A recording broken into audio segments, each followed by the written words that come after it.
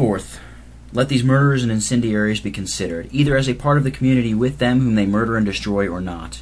If they be apart and do belong to the same community, which is not granted in this case, yet let it be given. Then, when the safety of the whole or better part cannot consist with the sparing or preserving of a single man, especially such an one as prejudges all and destroys that better part, he is rather to be cut off than the whole or better part be endangered. For the cutting off of a contagious member that destroys the rest of the body is well warranted by nature, because the safety of the whole is to be preferred to the safety of a part, especially a destructive part. But now who shall cut it off? Since it must be cut off, otherwise a greater part of the body will presently be consumed, and the whole endangered. It is sure the physician's duty. But what if he will not or cannot, or there be no physician? Then any that can may and must, yea, one member may, in that case, cut off another. So when either the magistrate will not, or dare not, or does not, or there is none to do this necessary work of justice for the preservation of the community, any member of it may rather prevent the destruction of the whole or a greater part, by destroying the murdering and destructive member, than suffer himself and others to be unavoidably destroyed by his being spared. If they be not within, or belonging to that society, then they may be dealt with and carried towards as public enemies and strangers, and all advantages may be taken of them in cases of necessity, as men would do if invaded by Turks or Tartars.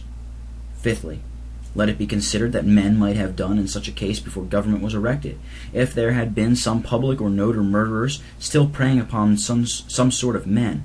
Certainly then private persons, as all are in that case, might kill them to prevent future destruction. Hence, if this was lawful before government was established, it cannot be unlawful when people cannot have the benefit of the government. When the government, that is, instead of giving redress to the grieved and oppressed, does allow and empower them to destroy them, otherwise people might be better without government than with it. For then they might prevent their murderers by cutting them off. But so it is that this was lawful before government was established. For let it be adverted that the Scripture seems to insinuate such a case before the flood. Cain, after he murdered his brother, feared that every man that found him should slay him, Genesis 4, verse 14.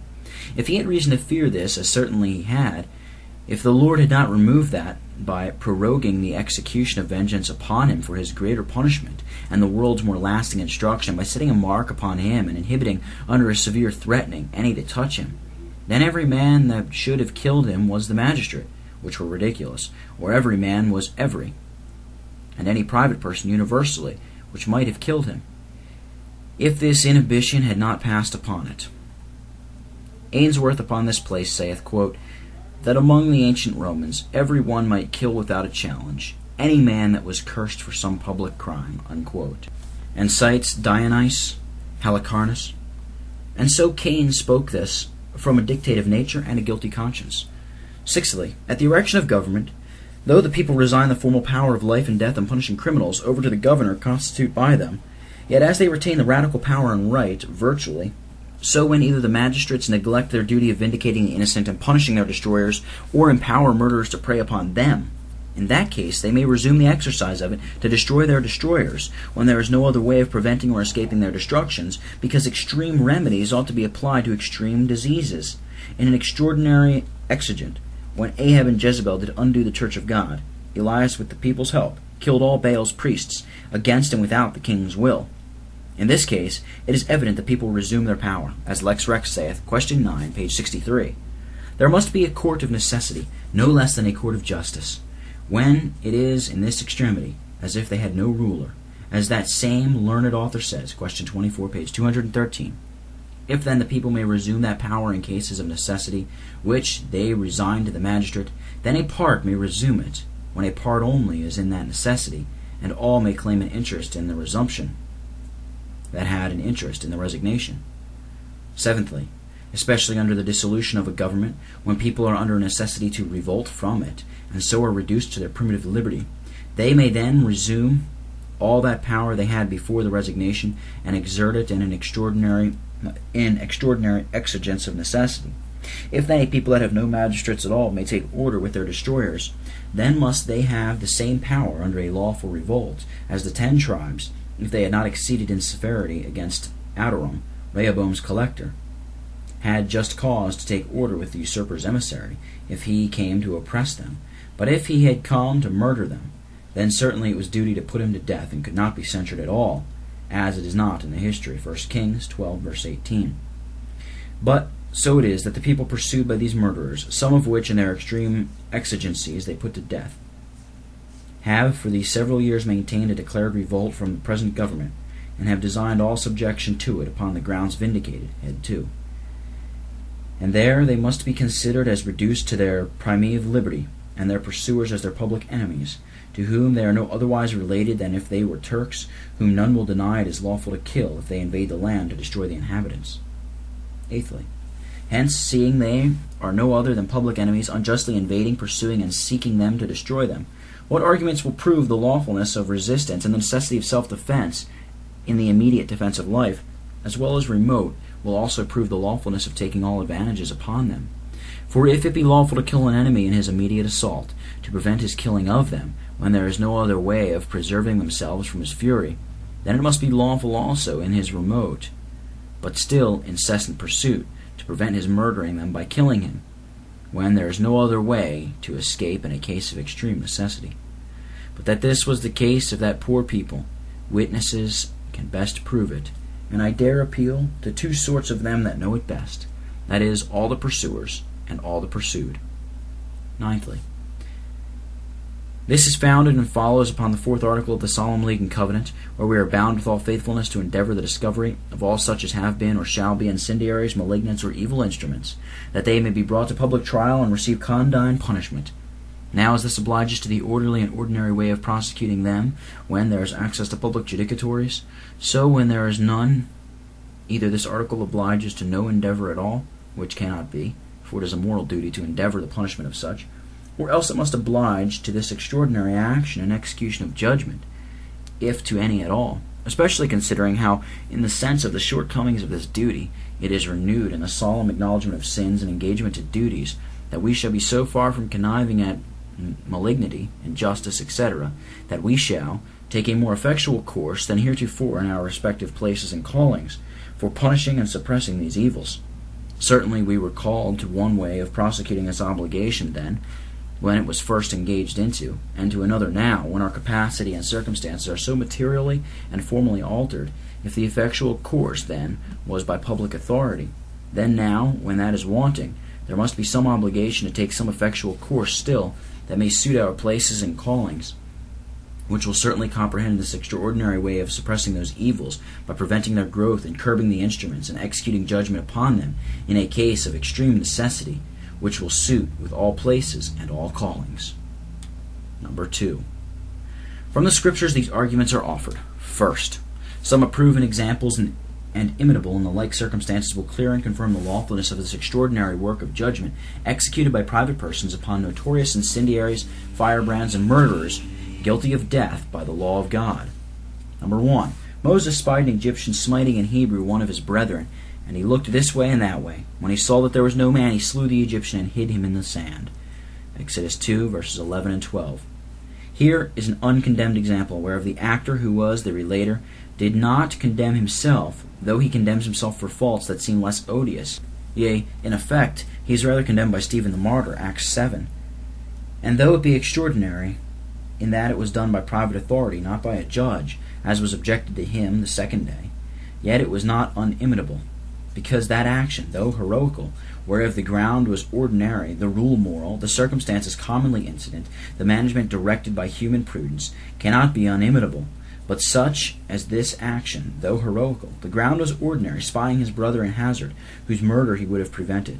The rule was moral, being according to that moral precept in rescuing our brother in hazard, Proverbs 24, verses 11 and 12. The circumstances were incident in a case of extreme necessity, which he managed very prudently, looking this way and that way, and hiding him in the sand. Therefore it may be imitated in the like case. It signifies nothing to say that he was moved by the Spirit of God thereto, for unto every righteous performance the motion of the Spirit of God is requisite. This impulse that Moses had, and others after mentioned, was nothing but a greater measure of that assisting grace, which the extraordinariness of the case, and the difficulties therein occurring, did call for. But the intervening of such notions do not alter the rule, so as to make the action unimitable. Impulses are not the rule of duty, either under an ordinary or extraordinary exigence, but when they are subsequent and subservient both to the rule of duty and to a man's call in his present circumstances, they clearly determine to the species of an heroic enterprise, insomuch that it is not only the particular deed that we are to heed for our imitation, but we are to emulate the grace and principle of zeal which produced it, and is thereby so conspicuously relucent for our upstirring to acts in like manner as God may give opportunity, as is observed by the true nonconformist, Dialogue 7, page 392, etc. Secondly, when Israel joined himself unto Baal Peor, the Lord said unto Moses, quote, Take all the heads of the people and hang them up before the Lord against the sun, that the fierce anger of the Lord may be turned away from Israel. Unquote. And Moses said unto the judges, quote, Slay every one his men that were joined unto Baal Peor. Unquote. And when Zimri brought the Midianitish Cosby in the sight of Moses, and in the sight of all the congregation who were weeping before the door of the tabernacle, and when Phinehas saw it, he rose up, and took the javelin in his hand, and he went after the men of Israel into the tent, and thrust both of them through. So the plague was stayed. And the Lord spake unto Moses, saying, quote, Phinehas hath turned away my wrath from the children of Israel, while he was zealous for my sake among them. I give unto him my covenant of peace, because he was zealous for his God, and made an atonement for the children of Israel. Unquote. Numbers 25, verses 3 through 13. The action is here much commended and recorded in his commendation, Psalm 106, verses 30 and 31. Then stood up Phinehas and executed judgment, and so the plague was stayed. And that was counted to him for righteousness unto all generations, that is, into justice of the deed before men, who otherwise might have put a bad construction upon it, as rash, out of season, committed against a magistrate by a private person, too cruel by cutting them off from repentance. But God esteemed it as extraordinary just. Poole's Synopsis Critic in Locum. It is certain this action was some way extraordinary, because Phinehas was not a magistrate, nor one of the judges whom Moses commanded to slay every one his men. Verse 5. Otherwise, if this had been only an ordinary execution of the judgment by the authority of Moses, Phinehas' action would not have been taken so much notice of, nor so signally rewarded. But here it is noted as a singular act of zeal, which it could not have been if it was only an ordinary execution of the magistrate's command. Yet, though this action was signally heroical, proceeding from a principle of pure zeal from God, and prompted by a powerful motion of the Spirit of God to that extraordinary execution of judgment, it is notwithstanding imitable in the like circumstances. For the matter is ordinary, being neither preternatural nor supernatural, but just and necessary. The end was ordinary, to turn away the wrath of God, which all were obliged to endeavor. The principle is ordinary, though at the time he had an extraordinary measure of it, being zealous for God, as all were obliged to be. The rule was ordinary, to wit, the command of slaying every man that was joined to Baal Peor, verse 5. Only this was extraordinary, that the zeal of God called him to his heroical action, though he was not a magistrate, in this extraordinary exigent, to avert the wrath of God, which was neither by Moses' command nor by the judge's obedience turned away, only by Phinehas' act of another nature, and his zeal appearing therein, and prompting him thereto, the Lord was appeased, and the plague stayed.